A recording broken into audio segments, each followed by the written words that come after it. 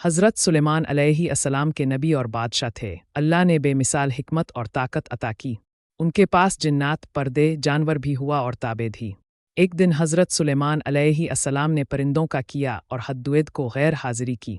हज़रत सुलेमान अलैहिस्सलाम ने फरमाया, मैं हदेद को ज़रूर सज़ा दूंगा, वो मेरे पास कोई माकूल दलील लेकर आएगा।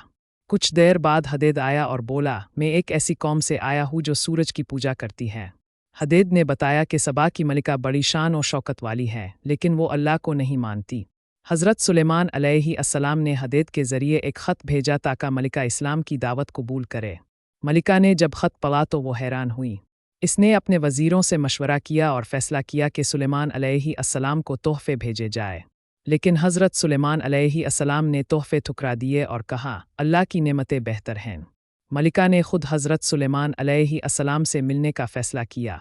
जब वो पहुंची तो हज़रत सुलेमान अलैहिस्सलाम ने इसके तख्त को पहले ही मंगवाया था। ये मोजिज़ा मलिका के लिए बहुत हैरान कुन था। जब मलिका ने सुलेमान अलैहिस्सलाम की दानाई, अदल और अल्लाह के ज़िक्र को देखा तो इसका दिल बदल गया। इसने कहा, मैं अल्लाह पर ईमान लाती हूँ जो सुलेमान अलैहिस्सलाम का रब है।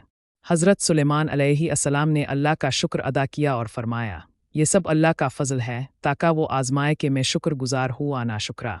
हदेद की दानिशमंदी से एक पूरी कौम हिदायत की तरफ आ गई। ये वाक़या हमें ये सबक देता है कि अल्लाह ताला किसी को भी हिदायत का ज़रिया बना सकता है, चाहे वो एक परिंदा ही क्यों ना हो। हदेद की जुस्तजू और सच्चाई ने पूरी दुनिया को हिला कर रख दिया। इस वाक़ये से ये भी मालूम होता है कि इल्म, इंसाफ और दावत इली अल्लाह सबसे बड़ी दौलत हैं। हज़रत सुलेमान अलैहिस्सलाम की हुकूमत दुनिया में अदल और दीन की मिसाल बन गई। आखिर में ये सबक हमें याद दिलाता है कि अल्लाह जिसे चाहे इज़्ज़त देता है और जिसे चाहे हिदायत देता है। हमें भी सच बोलना, हक़ का साथ देना और हिदायत की तरफ लोगों को बुलाना चाहिए।